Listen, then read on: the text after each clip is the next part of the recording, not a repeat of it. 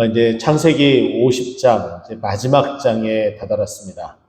오늘 말씀을 보면서 우리가 기억해야 될 것은 12장부터 시작된 한 사람에 집중하고 또 그 가족을 집중하면서 마치 이 이야기가 후대에 읽혀지는 그 많은 사람들의 이 성경을 읽기를 통하여서 어떤 사람의 이야기, 그 사람의 이야기 속에 또 하나님이 어떻게 하셨는지에 대해서 이렇게 집중하고 있는 그런 말씀으로 우리에게 비춰지는 듯합니다.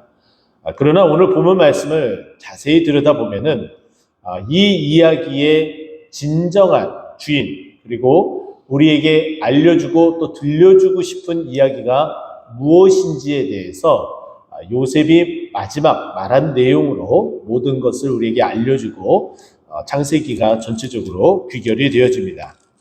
우리가 어제 보았던 것처럼 야곱은 147세를 살고 하나님의 부름을 받고 죽게 됩니다. 죽기 전에 유언을 하죠. 자녀들에 대한 예언뿐만 아니라 유언을 하게 되는데 그 유언은 다른 어떤 것이 아니라 자신을 가나안 땅에 묻혀달라라는 것이었습니다. 그래서 그 죽음과 함께 요셉이 얼마나 그 아버지를 그동안 만나지 못했었던 그 안타까운 그 마음들로 인해서 1절에 보니까 50장 1절에 보니까 요셉이 그의 아버지 얼굴에 굽으려 울며 입맞추었다라고 말해주고 있습니다. 그리고 또한 3절 말씀 보게 되면은 그 야곱을 죽고 나서 그 야곱의 시신을 향처리를 하는데 40일이 걸렸다라고 되어져 있고 또 애굽 사람이 70일 동안 애곡했다라고 설명을 합니다.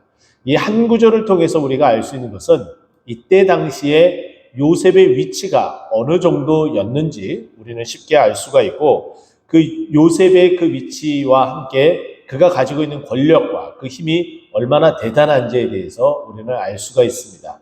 우리가 이 말씀을 보면서 요셉은 그저 애굽의 총리다라는 그 말과 함께 간단한 생각을 했었는데 그것이 아니라 얼마나 대단한 그 위치에 있었는지 우리는 알 수가 있고 또 한 가지 그 요셉의 위치가 얼마나 대단한지에 대해서는 7절 말씀에도 나타나는데요. 요셉이 자기 아버지를 장사하러 올라가니 바로의 모든 신하와 바로의 궁의 원로들 애굽 땅의 모든 원로와라고 되어져 있어요. 이제 가나안 땅에 들어가서 아버지를 장사하기 위해서 바로에게 간청을 합니다. 당연히 애굽 총리로 있는 이 요셉의 그 말에 당연히 응하면서 바로 궁의 원로들 그리고 애굽의 모든 원로들이 함께 따라가고 있습니다. 그만큼 그 위치가 대단하다는 것을 알 수가 있고 또 한 가지 또 요셉의 위치의 대단함을 볼 수 있는 것은 9절 말씀인데요. 병거와 기병이 요셉을 따라 올라가니 그때가 심히 컸다라는 것을 통해서 정말 그 위상이 대단함을 알 수가 있습니다. 또 한 가지 우리가 또 기억해야 될 것은 그런 위상을 가지고서 가나안 땅에 들어가지만 결국은 아직 때가 이르지 않았기 때문에 이 요셉과 그리고 야곱의 그 나머지 아들들이 그곳에 들어가서 사는 것이 아니라 여전히 하나님의 그 약속의 때가 이르지 않았기 때문에 다시금 애굽으로 돌아와야 된다라는 것을 8절에 말씀해 주고 있는데 8절 중간 이후를 보게 되면 그들의 어린 아이들과 양떼와 소떼만 고센 땅에 남겼으며 라고 되어져 있는 것으로 결국은 장사를 지내고 돌아오게 될 것에 대해서 말해주고 있습니다. 그 가나안 땅에 들어가서 요단 동편에 이르러서 7일 동안 애곡하는 일이 있게 됨을 10절에 말해주고 있고 그것으로 인하여 그 애곡함이 얼마나 컸는지 11절에 보면은 가나안 땅에 있는 그 사람들이 뭐라고 표현을 했냐면은 아벨 미스라임이다. 애굽 사람의 곡함이다라는 것으로 그 곡함이 얼마나 컸는지 그 슬픔이 얼마나 컸는지 이야기를 해줍니다. 그리고 나서 14절 말씀 보니까 요셉이 아버지를 장사한 후에 자기 형제와 호상콘과 함께 애굽으로 돌아왔다라고 말해줍니다. 돌아올 수밖에 없는 그 상황을 아까 8절에서 이야기했던 것처럼 그 이야기가 그대로 이어지고 있죠. 이와 같은 상황이 다 모든 것들이 다 정리되고 나서 갑작스레 야곱의 아들들, 요셉의 형들은 공포감에 휩싸였습니다. 왜냐하면 아버지가 있기 때문에 요셉이 자기들에 대한 그 복수의 칼날을 갈지 않았을 뿐이라고 생각을 했기 때문에 그 공포는 극에 달했습니다. 하지만은 요셉은 전혀 복수할 생각도 없고 하나님께서 이와 같은 상황과 그 정황들을 다 만들어 가시고 하나님이 인도하셨다라는 것을 말하고 싶었던 거죠. 그러면서 이제 마지막 귀결점에 다다르기 위한 포석을 깔고 있다라고 볼 수가 있습니다. 17절 마지막에 보면은 요셉이 그에게 하는 말을 들을 때에 울었더라. 우리를 용서해달라는 그 말을 듣고 나서 나는 이미 다 용서했는데 또 이런 말을 들어야 된다는 것이 너무나 안타깝고 속이 상했기 때문에 울고 있는 요셉의 모습을 볼 수가 있습니다.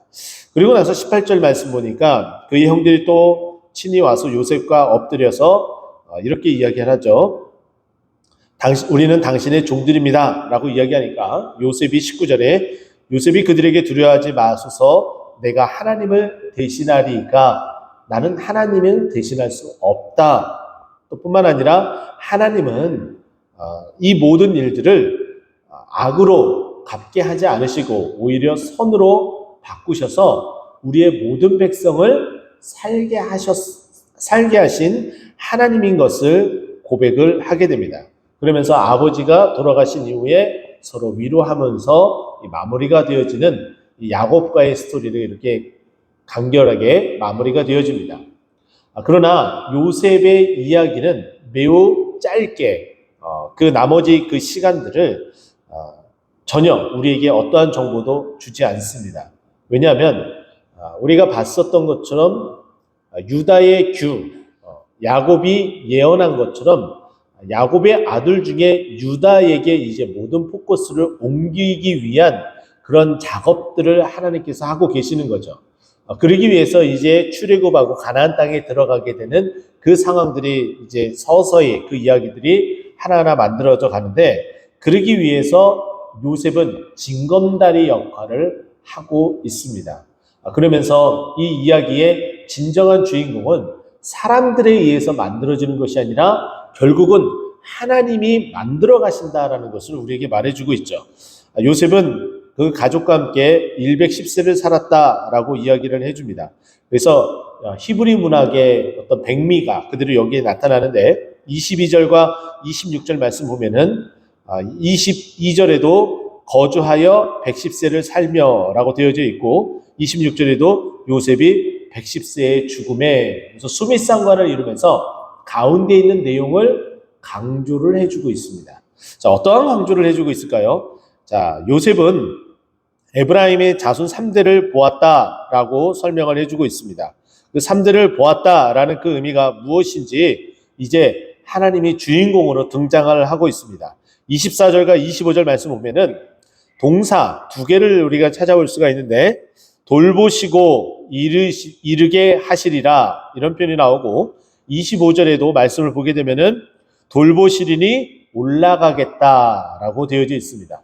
가장 중요한 단어는 무엇이냐면은 돌본다라는 이 단어예요. 이 돌본다라는 이 단어는 파카드라는 단어, 히브리 동사 파카드라는 단어를 사용하고 있습니다. 이 단어는 뭐냐면은 신방한다라는 단어입니다. 이 단어를 또 다른 의미로 또 해석을 한다면은 생각한다, 기억한다, 잊지 않는다라는 거예요. 하나님께서 하나님의 백성들, 하나님의 그 사랑하는 자신의 그 백성들을 늘 생각하고 늘 잊지 않고 늘 곁에서 어떻게 하신다고요? 돌보시는 하나님이시다. 늘 우리를 신방하시는 우리 주님이시다라는 것을 말씀해 주고 있어요. 그분은 늘 우리 곁을 떠나지 아니하셨습니다.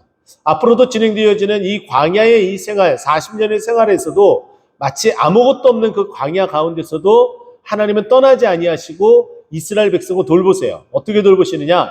낮에는 구름 기둥으로, 밤에는 불 기둥으로 인도하고 계시죠. 하나님은 늘 언제나 우리를 떠나지 아니하시고 신방하고 계시고 잊지 않으시고 돌보시고 함께 하시고 계신다는 거예요.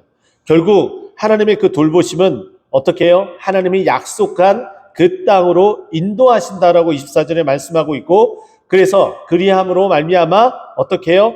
맹세하신, 하나님께서 약속하신 그 땅에 다다르게 이르게 하신다라고 말해주고 있어요. 또 나중에 이 요셉이 자신이 죽고 나서 애굽 땅에 묻혀지지만, 자신이 애굽의 총리로 있어서 애굽에 묻힐 수밖에 없지만, 결국은 하나님이 약속하신 대로 돌보시면서 가나안 땅에 들어가게 될 터인데, 그때가 될 때에 자기 자신도, 자신의 그 유골도 함께 가지고 어떻게 올라가라라는 말로써 결국은 우리 모든 가족, 하나님의 이 모든 백성은 하나님의 돌보심으로 인하여 가나안 땅에 들어갈 수밖에 없음을 말해주고 있습니다.